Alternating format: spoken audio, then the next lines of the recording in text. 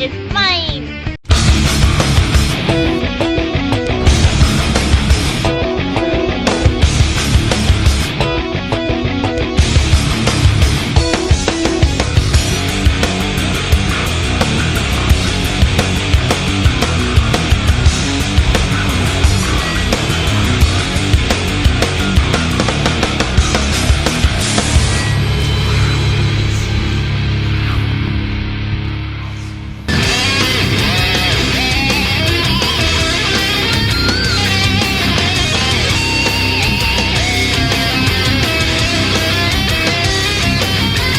Well, this re-review is a long time coming. Out of all the episodes of Skully Reviews I'd loathe the most, the Gex review is one that really makes me want to put a loaded shotgun in my mouth and pull the trigger. To put it simply, empty, shallow critique, bad editing, poor voiceovers, terrible jokes, and the fact that my editors seem to glitch out on still images. To put it mildly, it was a review that I probably should have scrapped when I saw the finished render, but alas, this is just another in a long line of mistakes that I've made throughout my life. In the meantime though, this review was a prime candidate for the Redux treatment since I've got a lot more to say about Gex now in 2024 than I ever did 10 years ago.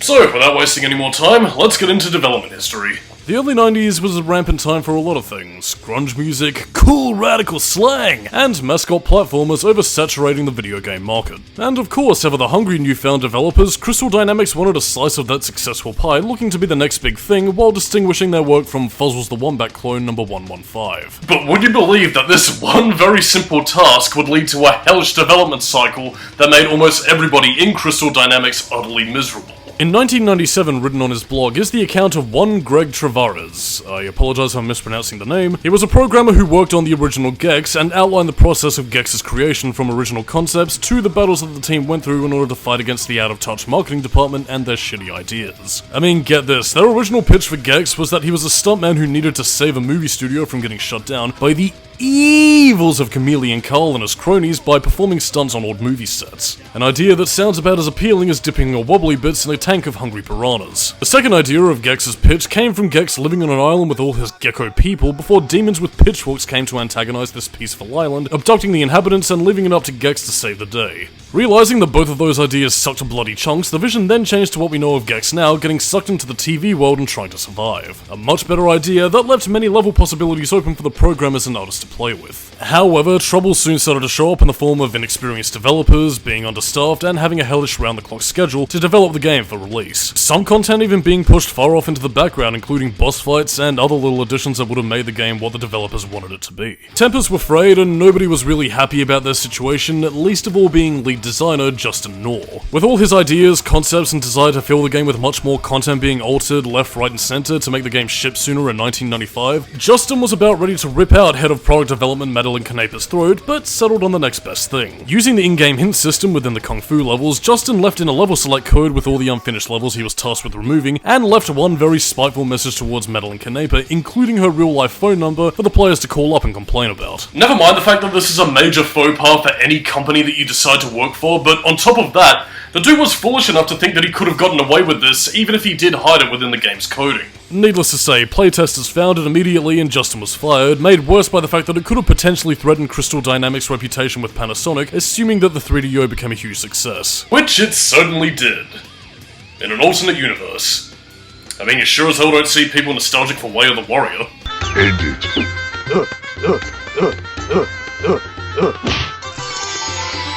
But all that hellish development aside, Gex was released in March of 1995 to reasonable success. However, it quickly became clear that the 3DO wasn't the franchise's future and would soon jump ship, finding ports on the PlayStation and Sega Saturn. So with all that in mind, let's correct an old mistake of mine all the way back in Season 1 as we dive into the media dimension with Gex.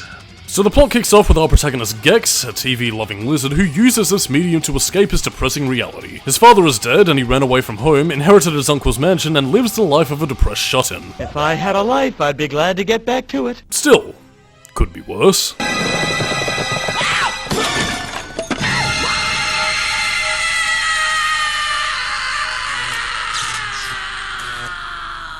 And that's pretty much it.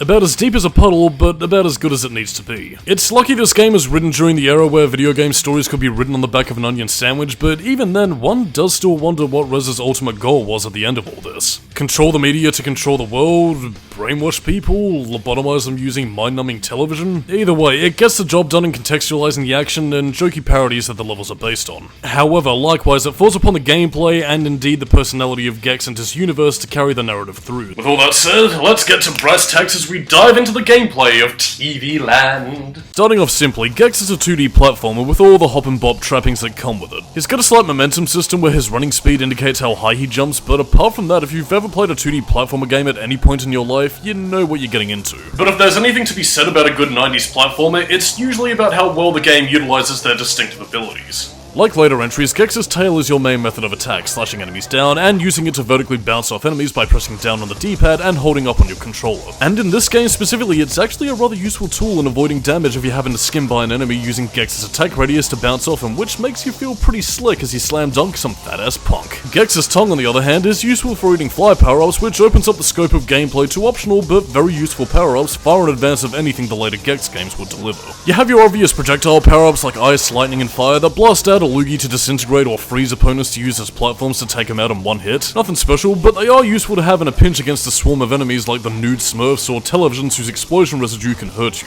In addition, we also have fly power-ups that enhance Gex's natural abilities like a speed boost, temporary shield, increased jump height, and additional hit points. But above all else, Gex's unique selling point is his wall crawler abilities. And unlike the 3D games, here it's used to its fullest potential.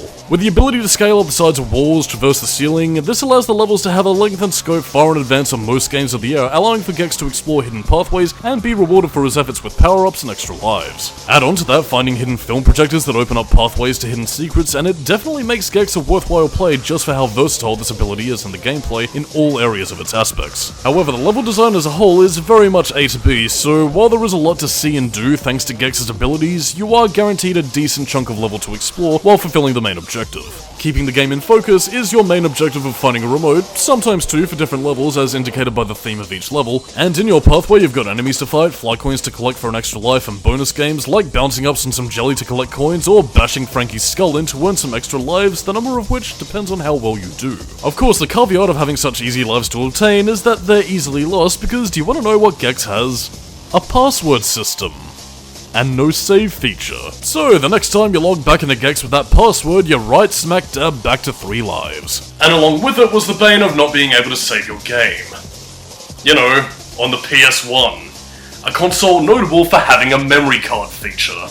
I get that Gex was an early 5th generation port to PlayStation and Sega Saturn hardware, but being unable to save your progress is a problem I just can't overlook. But do you want to know what really takes the flippin' biscuit?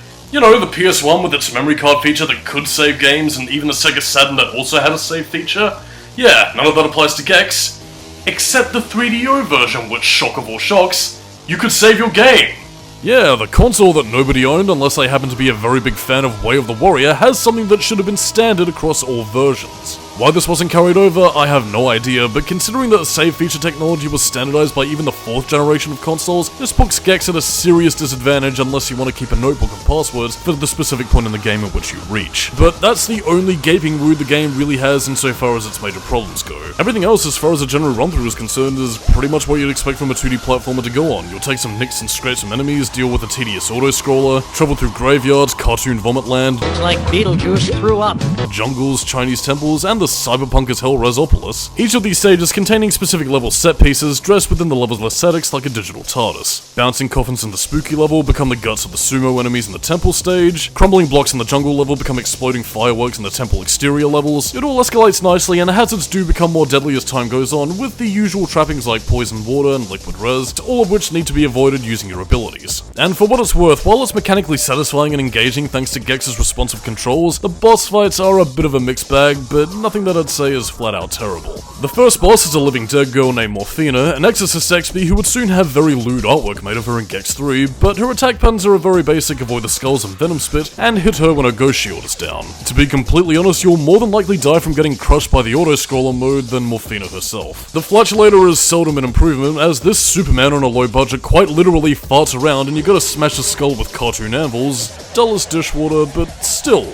Could be worse. This is where the Sun Snake comes in, and it is the weakest link here since it's less of a boss fight and more of an exercise in frustration with how precise the platforming is, making Gex's packed momentum jumps to your detriment here. Otherwise, rise to the top and make like Megadeth and... The Toxic Turtle, being a turtle on jet boosters, is more engaging, albeit more irritating due to his size-changing powers and the relatively small compact arena that you have to fight him with. Res by proxy is very pattern-based and quite stop and start from dodging your attacks, waiting for him to open up platforms and getting the static power up to attack him, then getting back to the main platform, wash, rinse, repeat as he dishes out his lasers, tornado spin, and power balls. He's only really difficult in the sense of the na you can't hit me sense, which makes the final boss seem a tad sluggish than it otherwise should be. It's a boss design that gives me shades of the Crunch Bandicoot boss fight in Wrath of Cortex and how one force move will set you back right to the beginning if you're a tad butterfingers with the controls. Although it is rewarding and he does die in a very satisfying way.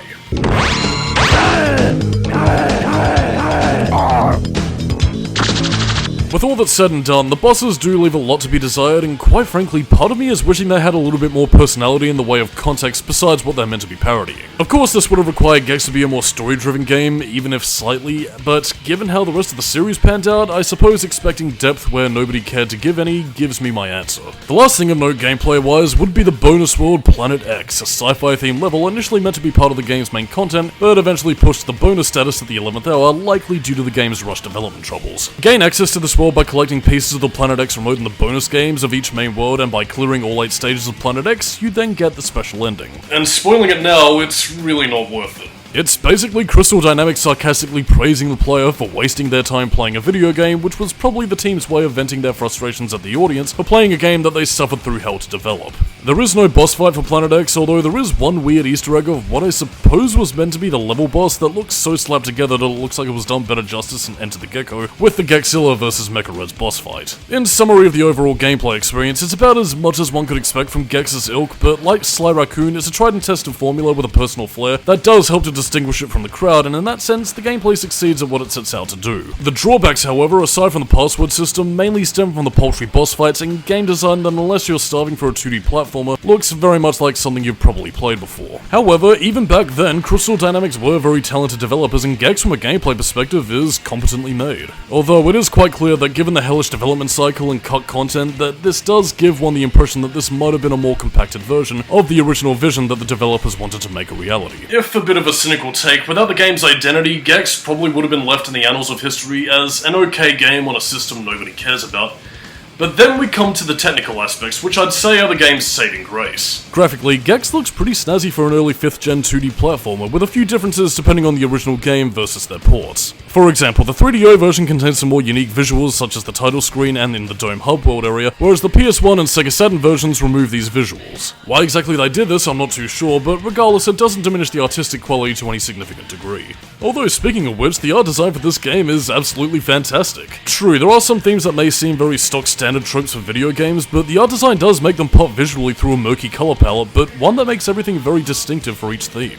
The designated spooky levels, looking like they came right out of a 1930s horror movie, brought to life by the ambience of the moon scared shitless. The mind-rotting cartoon vomit that looks like somebody just started tripping acid, though distinctly lacking in what it wants to parody, it is effective in at least being visually juvenile. The jungle looking really detailed, and the darker greens and browns doing well to make the bright-looking Gex stand out from his environment. The Kung Fu Temple levels being some of my absolute favorites, with its Chinese-themed buildings and decorations being an absolute joy to travel through. And of course, Resopolis being a dead wasteland of TV cyberpunk where all things go to die, and it just gets me excited each and every time I go through these levels. The contrast between 2D artistry and 3D sprites that come with Gex and Res managed to create some good degree of clarity between characters and the background elements, which certainly helps to distinguish the specific set pieces like the cameras acting as checkpoints, as well as projectors revealing new pathways. And for what it's worth, I do think the frames of animation on Gex and Res, while a tad uncanny, do fit quite nicely given that these two aren't native to the media dimension, and therefore feels natural since Gex is on a journey to get back to the real world. In terms of soundtrack, there's no other way I can really describe the game other than being very early to mid-90s. That sound like a slightly detuned guitar is the sort of vibe I get with Gex's soundtrack, and it hits you right as early as the opening theme.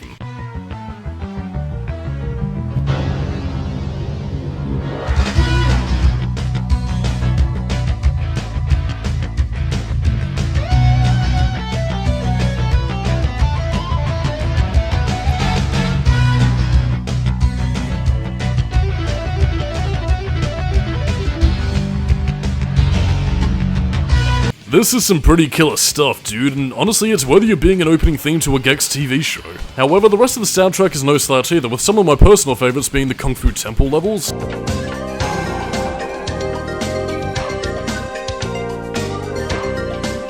Oh, that to hurt. Rhizopolis.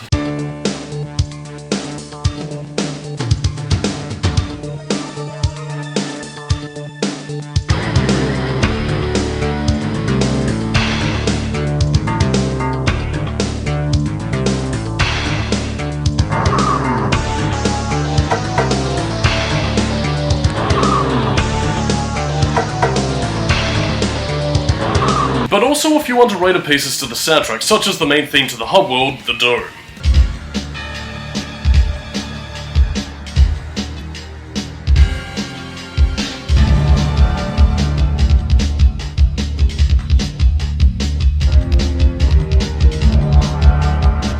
It's a shame we never get to hear more of this because though it's pretty short, it is easily memorable and a song that sounds like you should play before a boss encounter.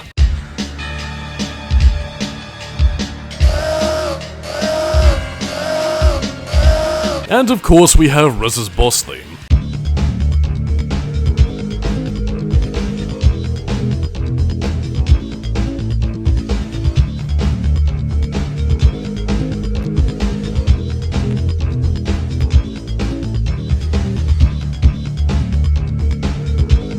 It may be short and repetitive, but I can't help but love the bleak ambience it presents, like whatever living creature Rez used to be had died a very long time ago. Moving on to the voice acting, and this is where we have the comedic talents of one Dana Gould, who wrote the jokes and provided the voice for Gex himself. A little bit off topic, but I do have to wonder what Dana Gould thinks about his role as Gex in retrospect. I mean, to my knowledge, he's never mentioned it in an interview, but I am interested to see what he thinks about the character, if he has any fondness for the series, or why he took the job to begin with. Although, looking into his career circa the early 90s, he probably just took the job as a means to pay the bills, since he's probably better known nowadays for his tenure as a Simpsons writer and being the creator of Stand Against Evil. In any case, Gould's lively voice brings the character a very distinctive personality that, while of the era, is at least one that I think modern audiences would find more tolerable. Gex jokes around, sure, but the dude's also really laid back, and it's often just quick references whether to his current situation, or TV pop culture trivia spanning over the decades. Seriously, you'd need to be a little bit of a TV nerd to understand all the gags and references that Gex makes in the game, but his delivery is guaranteed to at least get a chuckle out of you, if nothing else. Rez also has a voice,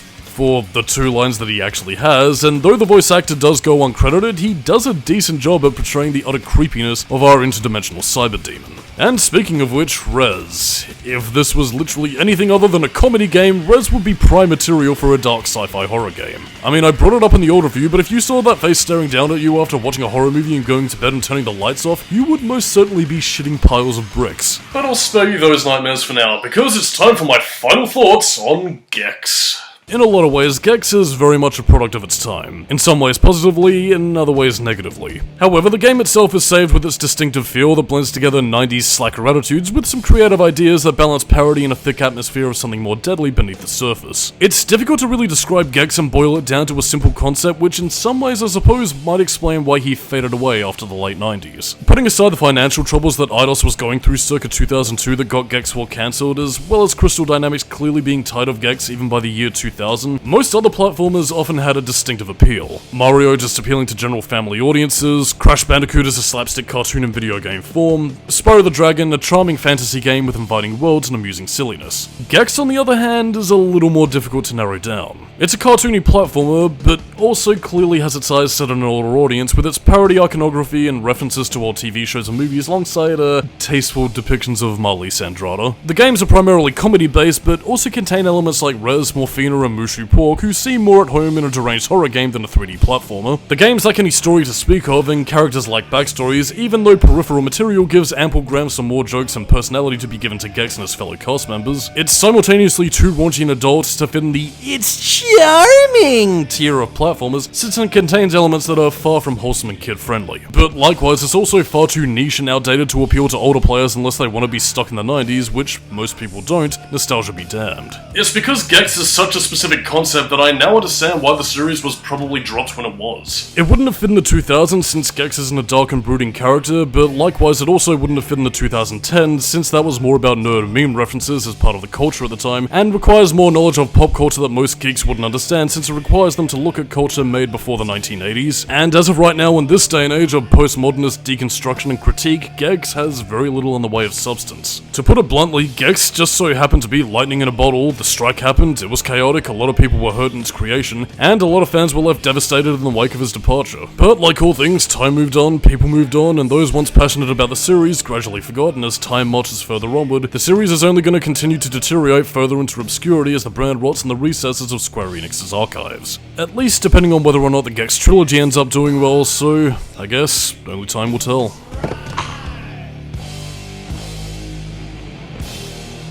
Hey, cool. I wonder what's on HBO.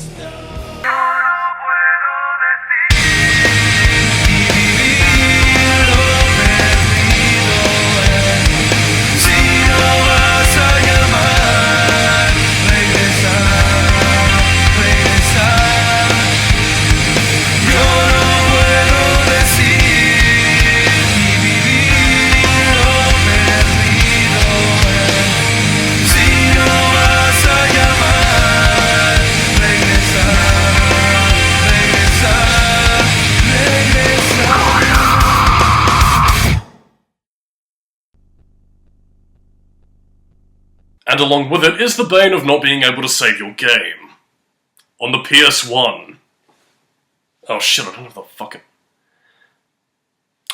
I'll be right back. They are what they are, but the cool thing about these power-ups is that you can actually stack them up. So if you happen to take a hit and lose one tier of the power-up, you can then collect another one while also powered up to instantly get another level of the power-up after losing a tier. Or to put that a little bit more simply, if you get hit once, then you can immediately switch to the second tier of power-up that you had sort of lost again.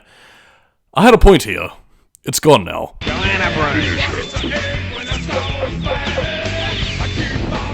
Let's jump back.